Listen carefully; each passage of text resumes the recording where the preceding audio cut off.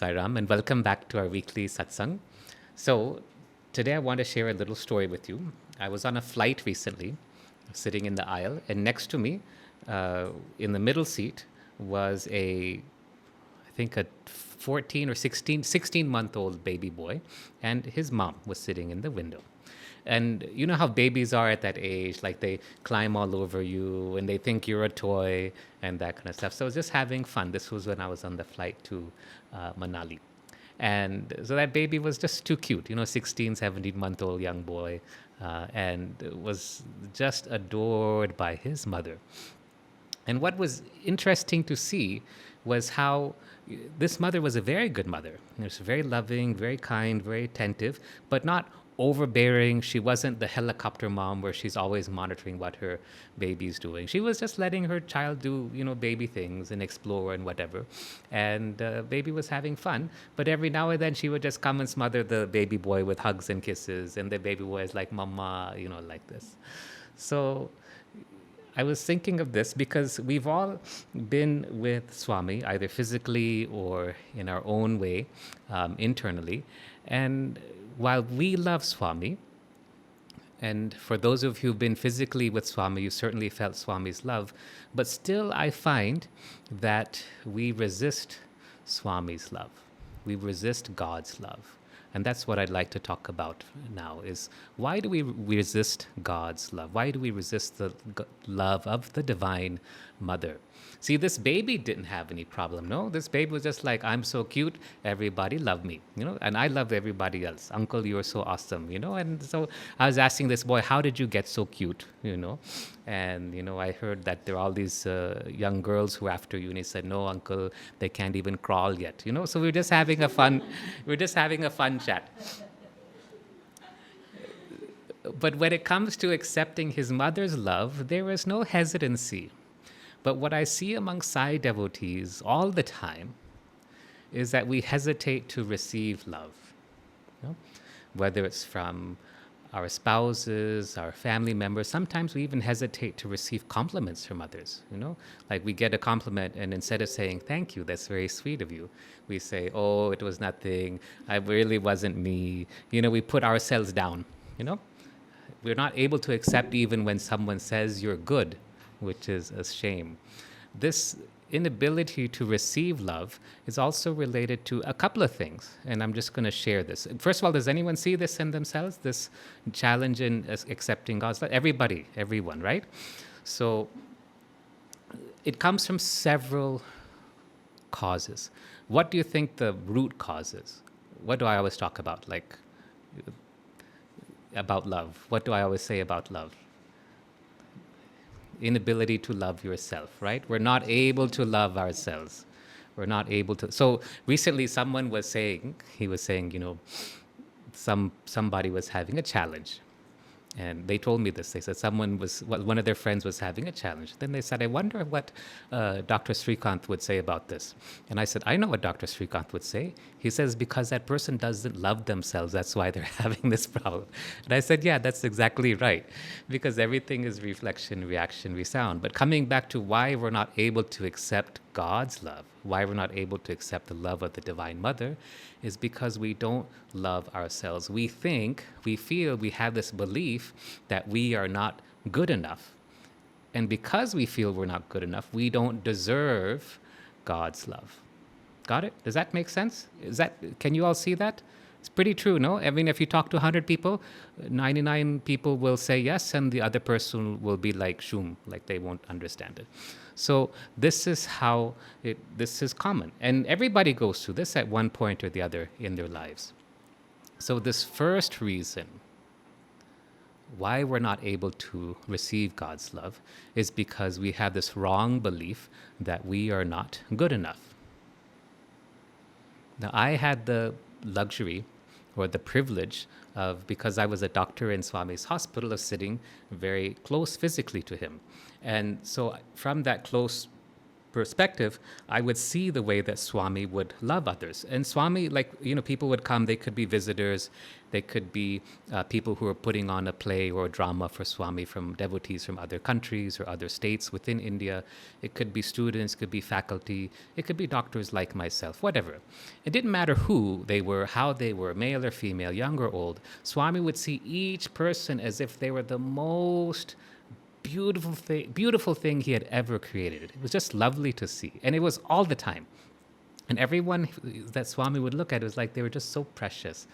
I thought, my goodness, if Swami loves us so much, why can't we also love ourselves like that?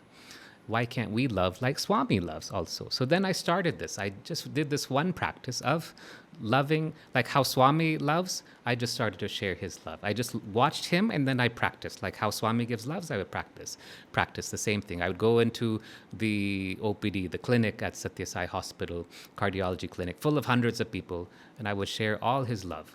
And immediately this waiting room that was full of 100 200 people waiting to be seen in the morning or getting ready for their scans or their test or whatever it was, immediately they would all go quiet like this. It was the most amazing thing to see. Patients would come to me and says, Dr.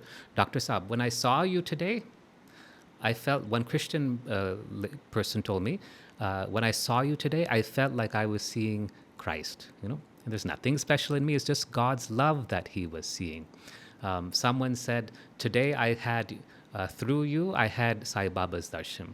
And this is what the patients were saying just from sending Swami's love to them. And you know how Swami responded to this practice of me sending love? It doesn't matter if we're like 10 feet away from Swami or 5 feet away from Swami. Swami's divine attraction is you want to be like this. You just want to be stuck to Swami.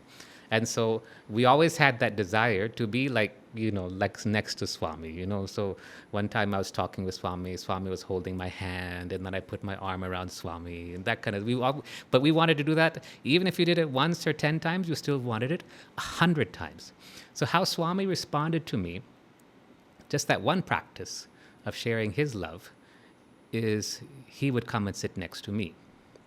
It was the most amazing experience. During darshan, he would just come, I would be sitting in the front of the doctor's row perhaps, and he would just come and stop his chair and be with me for 5 minutes, 20 minutes, the whole bhajans, the whole darshan, like that would go by. Or he would give me chances to come and sit next to him on occasion. This is how Swami responds when we love, but somehow we're not able to receive that love. Once during an interview, I asked Swami, I said, Swami, we see the way that you love, and we try to love just like that, but sometimes we're not able to. And so immediately, Swami said, he looked at Shivani. Shivani was in front of him, and he said, because sometimes you're afraid. And I always have the habit of repeating back to Swami whatever he tells me. So I said, because we're afraid, Swami?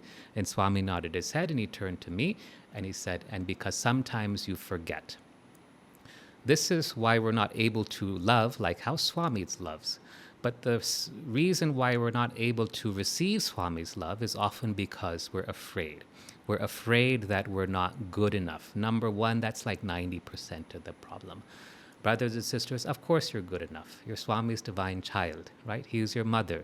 He's your father. That little boy on the flight didn't have to analyze, am I good enough to receive my mama's love? No, he was just like, Mama, I love you, like that, That's how kids are. We can also be like that too, We also have to learn to accept that. So the homework for this week is to practice receiving Swami's love, but practice being like that little boy and receive the Divine Mother's love. That's very important. Receive the Divine Mother's love. That's the homework for this. Just in your contemplations, in your walks, in your meditations, if you're riding in a car, you're in the subway, you're on a plane, you're waiting for something, just practice, even for 1 moment, 2 moments, 5 seconds, 5 minutes, just practice receiving that divine love from Swami. Let's do it now so that you know what we do. We just do it for 15, 20 seconds. Just close your eyes, take a breath. Pretend you're a small kid, it doesn't matter what age, and pretend that Swami, in whatever name or form you adore, is your divine mother. And just let him adore you and love you. Just like how a small child, a baby, would be loved and adored by its own mother.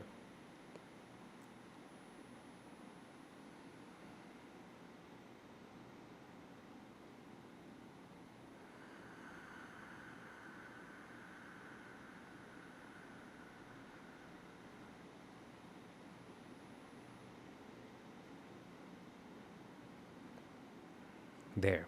Isn't that lovely? No? Like you could do that all day, no? But you can do that all day. That's the practice, is because, it's nice to say love all, serve all, but if you don't have love inside, and Swami has said this, if you don't have love inside of you, how are you going to share that love with others? And the easiest way is to receive it from Swami. In those of you who do the Phyllis crystal method, when we do the exercise of the maypole, and at the end we receive the high sees unconditional love, that is the unconditional love of God. Phyllis would often tell us this unconditional love, that is God's love, is your birthright. You don't have to earn it, you don't have to deserve it. She would tell us this unconditional love of the high sea, the higher consciousness, or in this context, Divine Mother, is what you have been searching for hundreds of thousands of births. Imagine. And it's mostly because you feel, I am not good enough. It is a common thing.